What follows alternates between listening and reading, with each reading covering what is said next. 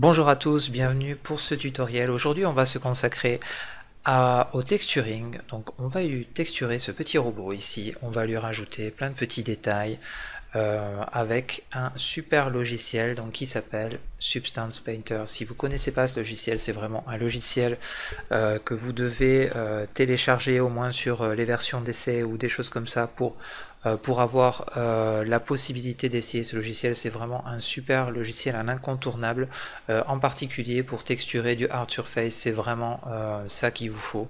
Voilà, donc c'est pour ça que je tenais absolument à vous le présenter, et c'est ce qu'on va faire dans cette vidéo. Alors, on va passer de Blender à Substance Painter, et puis de Substance Painter à Blender.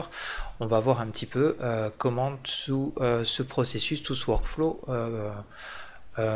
se passe. Maintenant, on va aller voir ici dans la vue classique ce qu'on a dans notre scène. Voilà. Alors, ce qu'on a dans notre scène, on a un simple robot avec un éclairage. Si je fais Shift Z ici, on peut voir ici l'éclairage, bon, qui là pour l'instant ne me sert pas à grand chose, puisque si je regarde ça ici avec le Node Editor, je vais bien voir que j'ai juste un diffuse ici. Voilà, donc là je mets juste ici les petits raccourcis clavier que vous allez pouvoir voir pendant la vidéo, même si pour ce tutoriel on va plus se concentrer sur Substance Painter. Et ce petit robot, si jamais vous vous intéressez à la modélisation et que vous voulez apprendre à le modéliser, également à le riguer et à le déplier, donc tout ça c'est dans une formation que j'ai faite sur Blender, que vous pouvez aller voir ici. Je vous mettrai le lien bien entendu dans les petits liens de la vidéo. Vous pouvez aller voir, donc vous voyez que c'est pas cher, en plus le lien que je vous fais il sera encore moins cher que ça, donc vraiment n'hésitez pas, c'est une super vidéo, et dedans vous avez la modélisation complète du robot, et également donc comment le riguer, comment le déplier, comment l'intégrer sur une image, enfin tout ce genre de choses, tout ce qu'on va pouvoir faire avec ce petit robot. Ici, HDRI Haven, donc c'est le site sur lequel j'ai téléchargé la map HDRI que je vais utiliser pour ce tutoriel. Donc n'hésitez pas à la retrouver sur ce site si vous avez besoin. Maintenant, c'est pas un tutoriel sur l'éclairage ni sur la modélisation, on va se concentrer sur le texturing. Ce tutoriel, il va se faire en 3 parties. Bien entendu, le petit robot, je vous le mets dans le lien, dans les liens de la vidéo également, et vous allez pouvoir le télécharger et commencer avec ce petit robot exactement comme moi. Alors, je disais, ce tutoriel va se faire en 3 parties. La première partie, ça va être l'export de notre petit robot. La deuxième partie, ça va être le texturing de notre robot. Et la troisième partie, ça va être le rendu et le shading de notre robot. Donc voilà, et on va commencer tout de suite par l'export de notre robot.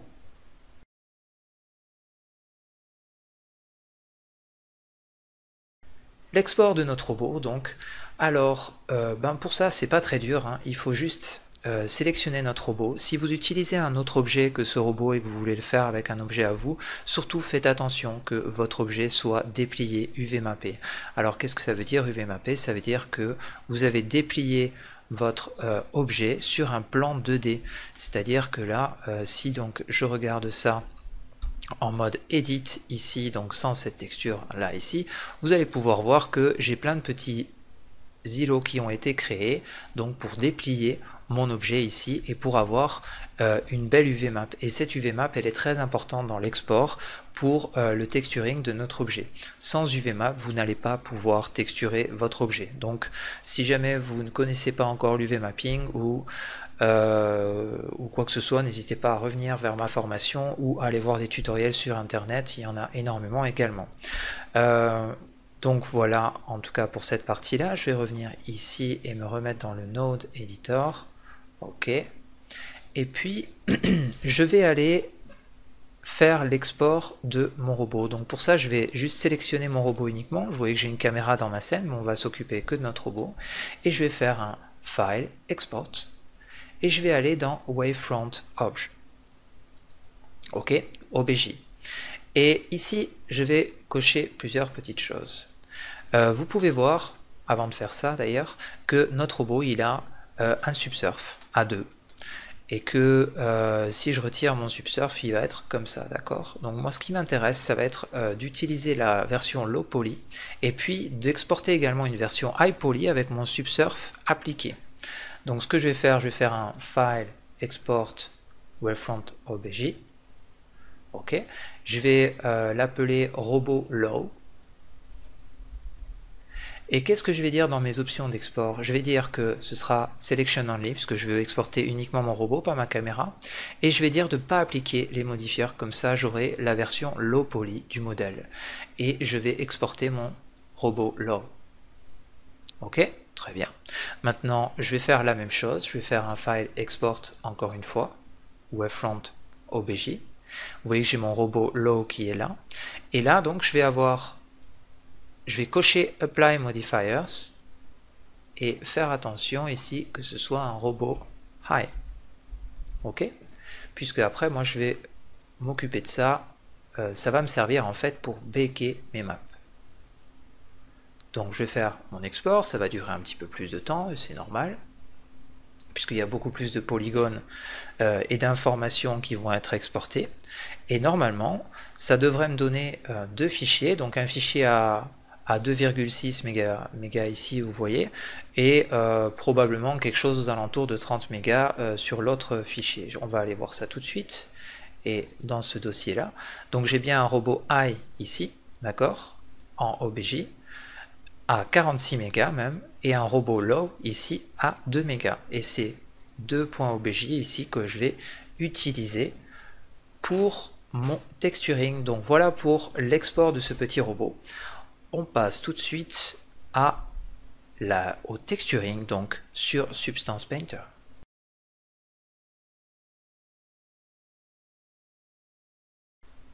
C'est parti, et j'ouvre là Substance Painter. Je peux même laisser mon Blender ouvert. J'espère que ça va rien faire cracher pendant que je suis en train d'enregistrer. Normalement, ça devrait bien se passer.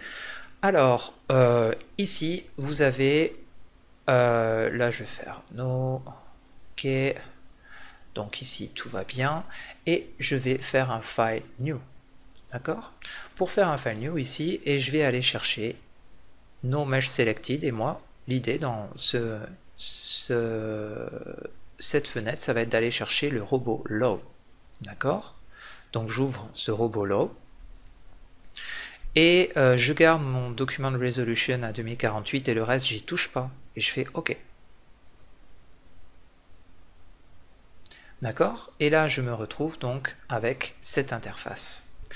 Le premier truc qu'on va faire, on va déjà regarder un petit peu les raccourcis de la vue 3D. Alors moi, j'ai configuré ça un petit peu à la Blender avec le clic central et avec donc les raccourcis qui vont bien pour décaler avec Shift clic central, les raccourcis avec lesquels je suis habitué. Mais n'hésitez pas à les changer. Pour ça, vous allez juste dans File, Edit, pardon, et ça va être dans Settings. Vous allez trouver donc tous les raccourcis clavier de la vue 3D et vous allez pouvoir configurer ça à votre sauce. Alors moi je vais juste aller ici dans voilà, parce que j'aime bien travailler en orthographique, d'accord. Et voilà, on va travailler donc sur notre petit robot maintenant. L'idée, ça va être de baker les maps, et pour ça, il va baker donc des normal maps, il va baker les normal maps, les maps, les 8 maps, il va baker donc toutes les curvatures qui sont très importantes, et on va donc pour ça aller dans les textures à cet endroit-là, et on va faire Bake Texture.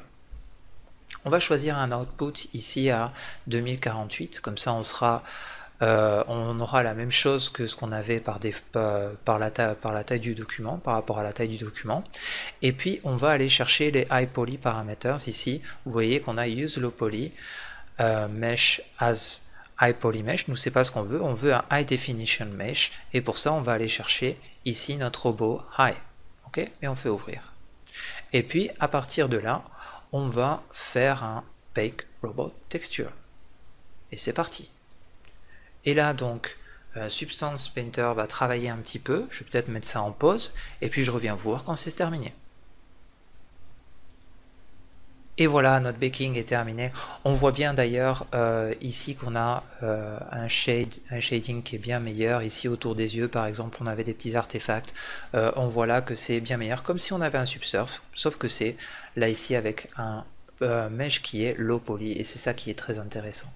Alors en gros, Substance Painter, pour vous amuser un petit peu avec, je conseille pour les débutants d'aller voir ici par exemple dans les Smart Materials, d'accord, et juste vous voyez que vous avez un onglet Layer ici à cet endroit là, et ça ressemble un petit peu à ce qu'on va retrouver dans les logiciels de 2D, un petit peu dans Photoshop par exemple, et vous avez un petit peu donc des matériaux qui sont préconfigurés et prêts à l'emploi, et vous avez juste à cliquer glisser, donc à prendre un matériau par exemple ici, celui-là, et à le glisser à cet endroit là, et à regarder ce qui se passe après sur votre modèle. Donc vous voyez que tout de suite on a ces petites edges là ici qui vont laisser apparaître la peinture, on va avoir des scratchs un petit peu sur la peinture, on va avoir des détails qui sont très très intéressants déjà, juste en faisant un petit cliquer glisser comme ça. On va avoir quelque chose de super et de très intéressant. Alors ce qui se passe, c'est que ici dans par exemple ce matériau, vous avez plusieurs calques à l'intérieur, et ces calques donc servent à ajouter ici par exemple les edges, ici par exemple l'ambient occlusion, ici par exemple un petit peu de salissure et la couleur de base au départ. Donc tout ça, vous avez tout ça dans ce layer. Quand je sélectionne un layer ici, un matériau, je peux le supprimer et en rajouter un autre si j'en ai besoin. Alors nous, ce qu'on va s'amuser à faire, on va utiliser, il me semble que c'est celui-là. Ouais, on va utiliser celui-là il me plaît bien, et on va l'ouvrir. D'accord, et on va se concentrer dans un premier temps sur le base métal ici, d'accord. Donc ce base métal, on va juste le sélectionner et ça va nous donner la possibilité de changer un petit peu la couleur ici de fond. Donc vous voyez qu'on peut régler sur chaque calque, est-ce que c'est très métallique, d'accord, ou pas.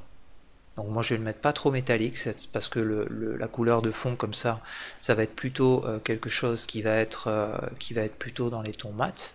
Et le roughness également, si on a besoin de changer le roughness, donc moi je vais l'augmenter un petit peu. Je vais faire exprès de l'augmenter un petit peu. Et puis je vais choisir une couleur dans les tons vert un petit peu kaki, quelque chose qui fasse un peu armé, un petit peu cacadois. Allons voir un petit peu ce qui se passe dans ces eaux-là.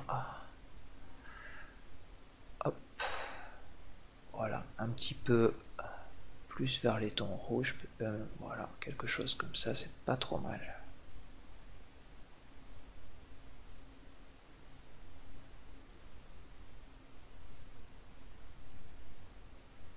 Bien, on va dire que on est pas mal. On va dire que ça me plaît, ok.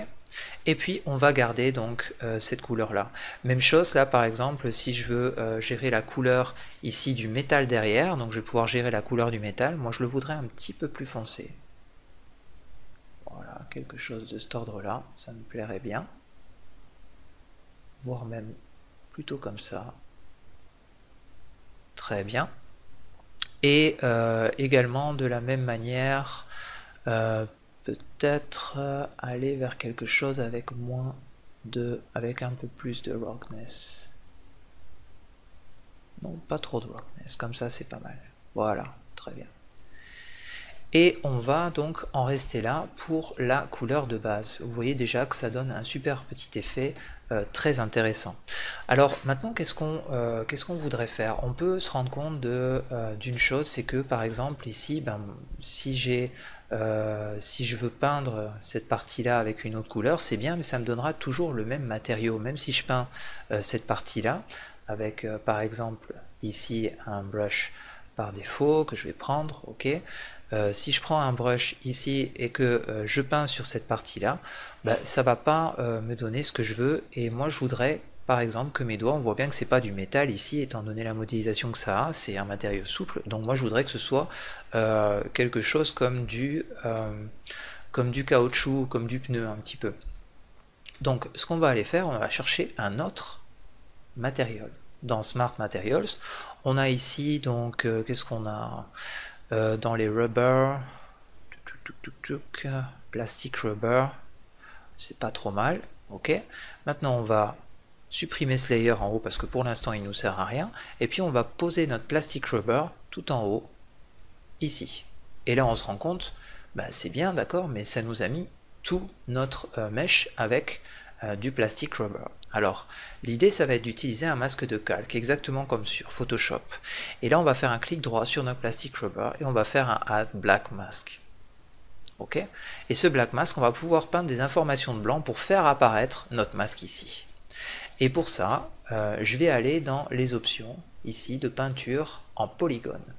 Et vous voyez maintenant que quand je peins, quand je fais un cliquer glisser ici, j'ai ma surface ici en rubber qui apparaît sur mon pouce. Moi je voudrais pouvoir peindre en un clic chaque petit doigt comme ça. Et pour ça je vais choisir l'option ici Mesh Fill. Et ça va me permettre de faire un fill sur directement chaque îlot de vertice. Donc là j'ai qu'un seul clic à faire, hop, comme ça. Et vous voyez que ça me crée directement ce que je veux. Je vais faire exactement la même chose de l'autre côté. Hop. Et voilà. Et là donc j'ai bien mon rubber là où je veux, je peux repartir en mode normal, classique, et on voit bien donc que là j'ai mes deux matériaux, je peux les activer ou les désactiver, mais on voit déjà que j'ai quelque chose de beaucoup plus cohérent donc pour mes doigts. Très bien, donc ça marche, c'est pas mal. Maintenant, admettons que je voudrais rajouter des petits détails de peinture avec ici des alphas, d'accord? Donc on peut voir les alphas qui sont disponibles dans notre logiciel par défaut. Ici, ce qu'on va pouvoir faire, c'est aller peindre ici sur base métal. On va rajouter un nouveau layer. Donc, on va faire un add layer ici, un layer transparent. Donc, ce calque sera transparent et j'ai plus qu'à peindre dessus. Alors, l'idée, ça va être d'utiliser une couleur un petit peu jaune. Donc, pour ça, je vais aller ici dans texture, dans brush, je vais choisir le brush par défaut en hard, d'accord, et puis je vais revenir dans mes alphas, ok, et je vais utiliser donc cette flèche, d'accord. Cette flèche, je voudrais que ce soit pas blanc, mais je voudrais que ce soit dans les tons un peu jaune orangé, un peu comme ça, un peu vieux jaune, d'accord, un peu armé, pour avoir un peu donc ce type de peinture comme ça. Donc l'idée ça va être d'en mettre un petit peu partout comme on le veut. On a la possibilité d'utiliser le mode miroir avec ce mode là ici, donc toutes les choses que je vais faire à droite elles vont se faire à gauche. Avec CTRL clic droit je vais pouvoir faire un scale, d'accord, de mon brush comme ça, et avec CTRL clic central je vais pouvoir faire une rotation, CTRL clic gauche pardon, je vais pouvoir faire une rotation si je vais de haut en bas, d'accord, et si je vais de gauche à droite je vais faire baisser l'opacité, augmenter l'opacité. Moi je veux mon opacité à fond, mais ça comme ça me paraît pas mal en rotation, donc on va pouvoir commencer à placer nos différents coups de pinceau comme ça, juste en utilisant le contrôle clic droit, le contrôle clic gauche, donc un pour la rotation, un pour le scale, et ça c'est vraiment très pratique. On peut également gérer ces paramètres directement ici, hein, à cet endroit là. Alors je vais revenir ici avec, hop, voilà, très bien. Et puis on va continuer à rajouter nos petits détails un petit peu par-ci par-là. On pourrait se dire, juste en utilisant celle-ci en simple, qu'on va pouvoir ici en mettre une à cet endroit-là, et la même chose de l'autre côté. Alors l'avantage de peindre sur ce layer qui nous donne la possibilité de peindre après derrière,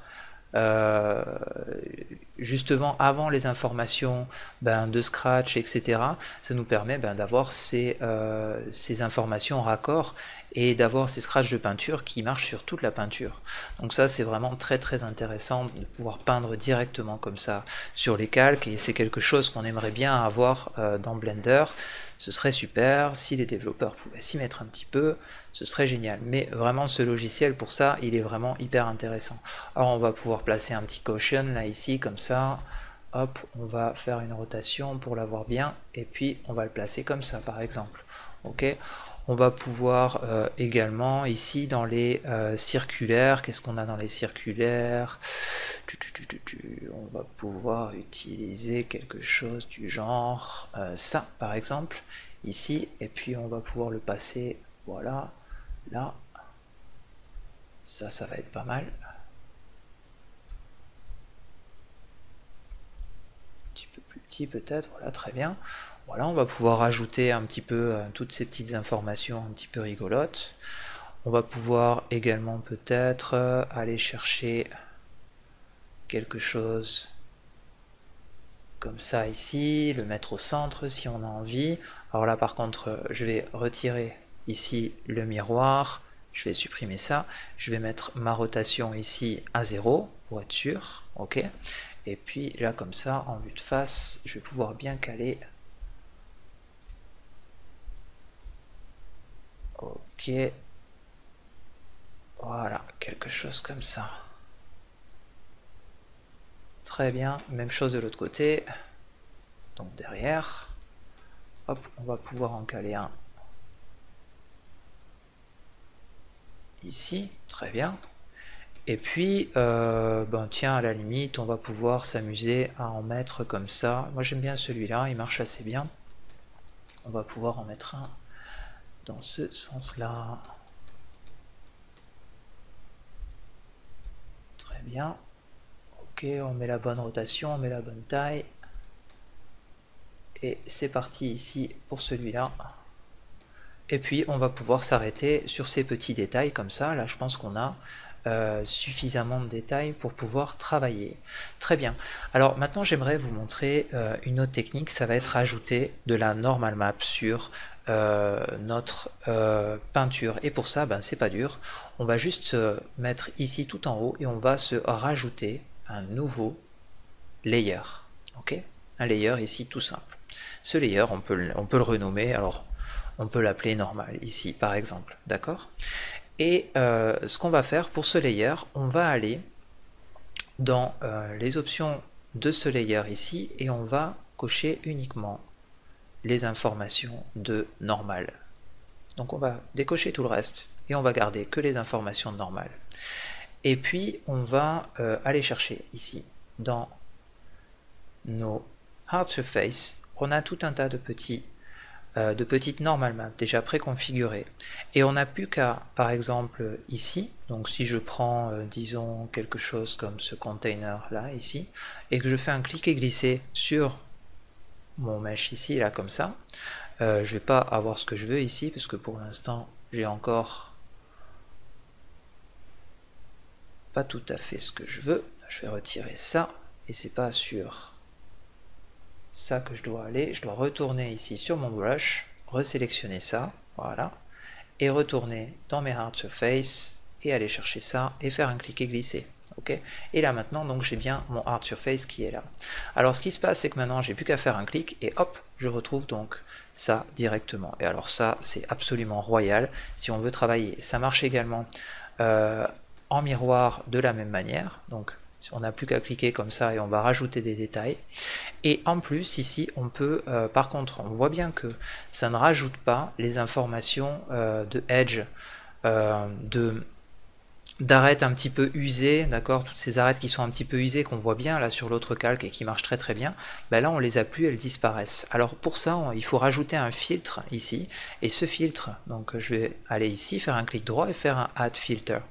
Et ce filter par défaut il est empty, on va cliquer dessus et on va cliquer sur filtre et on va aller chercher matte fx ici, comme ça. Alors par défaut ça nous donne quelque chose qui n'est pas du tout raccord avec ce qu'on a, parce qu'il y en a trop et puis parce que la couleur n'est pas la même. Alors pour gérer la taille ici, vous pouvez aller à cet endroit là, d'accord, vous pouvez gérer le, le grunge, vous pouvez gérer le weird, enfin c'est vraiment, ce logiciel est super complet, hein, pour ça c'est vraiment royal. Et donc là on voit qu'on commence à avoir quelque chose d'intéressant. On va aller juste dans nos matériaux. Ici on va chercher le métallique, et puis le métallique, ben, on va juste le régler un petit peu de la même couleur que ce qu'on avait avant, donc quelque chose beaucoup plus foncé pour que ce soit raccord avec le reste. Et là on voit bien que ça marche très très bien. Et maintenant, ben, on n'a plus qu'à rajouter nos petites informations partout. Alors là, vous pouvez vous amuser. Là, moi, je vais juste faire du classique, hein, mais vraiment, vous voyez qu'il y en a plein. Donc sur toutes les parties circulaires, hein, ça va bien entendu fonctionner. Alors je vais reprendre mon brush ici. Ok, je vais reprendre mes hard surface. Non, je vais reprendre mon brush encore. Merci. Ok. C'est normal parce que j'étais sur mon effet, donc il faut recliquer là-dessus pour le retrouver. Et là, donc je retrouve bien ça, ce que je veux. Maintenant, j'ai plus qu'à aller chercher, par exemple, disons quelque chose comme ça. Hop, j'ai plus qu'à le glisser à la place de celui-là. Et puis, ben, sur les parties circulaires, on peut s'amuser à créer des petits détails comme ça, tac, et ça va marcher directement. C'est absolument royal. J'aime vraiment ce logiciel pour ça. C'est la capacité que ça a de marcher facilement et d'ajouter des détails comme ça où ce serait vraiment un cauchemar sur certains logiciels de gérer ça correctement. Donc là on va pouvoir comme ça rajouter directement, hop, et c'est parti, et vous voyez que ça marche très très bien. Hop, peut-être pas aussi bas parce que là ça va pas fonctionner. Et là par contre ça va fonctionner très bien. Ok, même chose là sur ce côté là, même chose sur ce côté là également. Voilà, comme ça on va avoir nos petits détails qui vont se rajouter. Super, on va aller derrière, on va en choisir un autre, on va continuer à s'amuser un petit peu avec ça. Par exemple ici il y en a des sympathiques, donc on va aller chercher, hop, celui-là. On va ici toujours pareil avec CTRL, clic, changer l'orientation, et puis CTRL clic droit, mettre ça avec la bonne taille, et on va pouvoir s'amuser comme ça à rajouter très facilement tous les petits détails qu'on aime bien rajouter sur un petit robot. Hop là, on va faire la même chose un peu avec ça. Alors là vous pouvez voir que ici sur les bords, ici j'ai quelque chose qui va en dégrader. Alors pour ça c'est parce que j'ai encore mon alpha et il faut juste supprimer l'alpha, et vous pouvez voir que là maintenant ça fonctionne bien. Donc ça peut être utile dans certains cas. Alors ça je vais le réduire, je vais faire un petit détail ici. Hop, vous voyez que c'est vraiment génial, c'est royal pour ce genre de modélisation. On va pouvoir aller chercher ici par exemple, hop, une edge comme ça. On va faire un cliquer glisser ici. Voilà, très bien. On va pouvoir se rajouter encore des petits détails. Et sur la tête, qu'est-ce qu'on va pouvoir faire sur la tête? On va aller chercher une grosse ventilation comme celle-là peut-être. Très très bien. On refait notre cliquer glisser. On change la taille. Ici, toujours pareil. CTRL clic et CTRL clic droit, et hop là on rajoute un gros sur le côté. Voilà, bon là c'est peut-être un petit peu abusé en taille. Ce qu'on peut éventuellement faire, c'est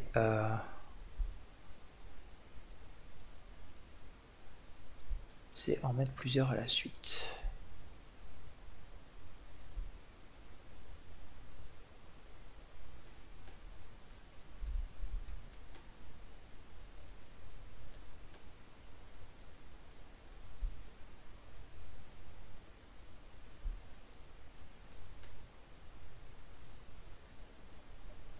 Très bien, allez, on dira que ça ira pour notre petit robot.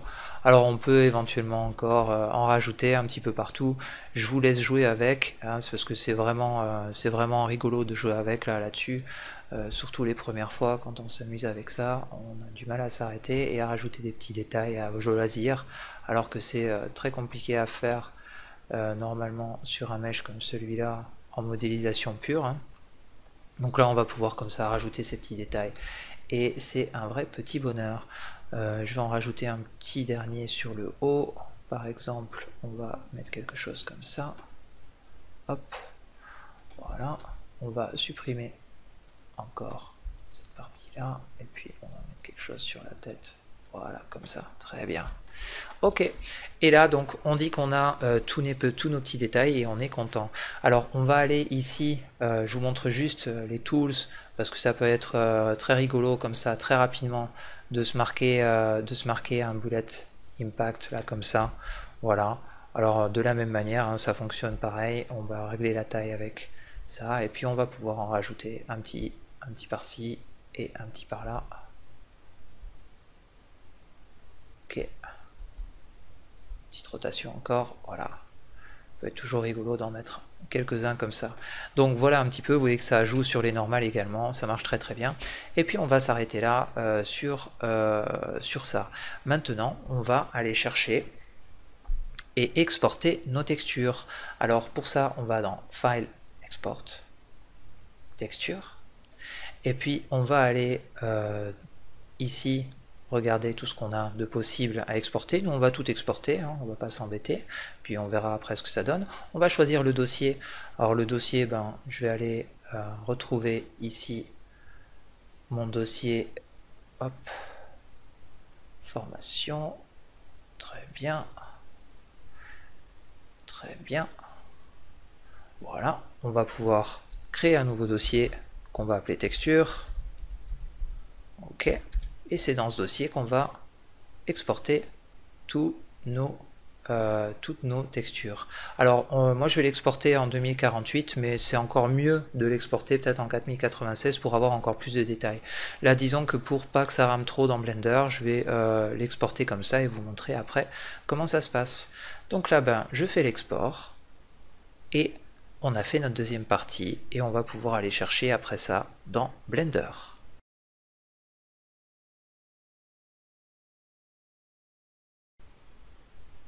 Donc vous voyez qu'il a fini. Et on va aller voir ce que ça donne dans notre petit dossier qui va bien. On va dans le dossier texture et on va pouvoir regarder maintenant. Donc le color, la height, la métallique, l'ambient occlusion, les normales et les normales OpenGL. Et c'est celle-là d'ailleurs qu'on risque d'utiliser. Alors ben voilà, et nous, on va attaquer maintenant le shading dans Blender. Donc ça vous pouvez évidemment le sauvegarder et jouer avec par la suite pour le retrouver. Moi je ne vais pas le sauvegarder, mais vous pouvez le sauvegarder comme ça. Moi ce qui m'intéressait c'était surtout les textures et on va pouvoir retourner dans notre Blender. Troisième partie donc, le shading de notre robot. Alors pour ça bah, c'est très très simple, hein. On va se mettre en vue caméra et on va faire Shift Z pour avoir notre vue rendue ici en direct, d'accord? Et puis on va supprimer ici notre diffuse et on va rajouter un shader ici, principal, ok? Très bien, et on va cocher de ça vers ça. Donc par défaut on a du blanc, rien de très intéressant. Nous, ce qu'on va utiliser, c'est toutes les textures qu'on a dans notre dossier. Donc les deux premières qu'on va importer, c'est le robot. Okay, on va juste faire un clic et glisser dans le robot Base Color et le robot Ambient Occlusion, d'accord? Ici, pour faire un CTRL-SHIFT-clic, si vous utilisez notre Wrangler, vous allez pouvoir voir votre texture en direct, ce que ça va donner en faisant un CTRL-SHIFT-clic dessus. Et vous allez faire Shift-A et on va rajouter un Color Mix RGB. Ok. Ce mix RGB, on va le mixer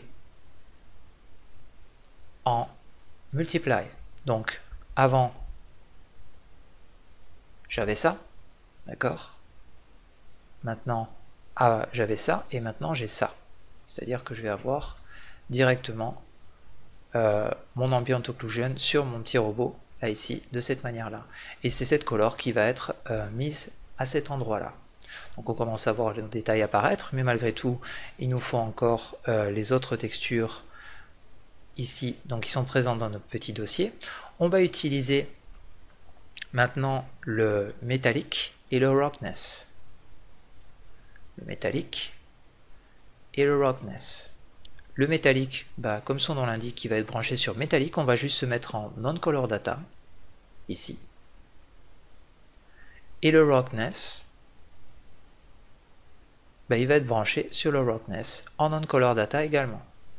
D'accord? Et là, on commence vraiment à voir nos petits détails apparaître comme on les avait dans notre logiciel. Mais on voit qu'ici, il nous manque les normales et que les informations ici qu'on a rajoutées en normal map, elles ne sont plus là. Donc pour ça, on va aller juste chercher notre normal map et on va utiliser la normal map OpenGL. On va la brancher ici. Et celle-là, toujours en non-color data, on va rajouter ici un vector normal map. On va brancher de color à color et on va brancher ici dans normal. On attend un petit peu que ça se mette en place.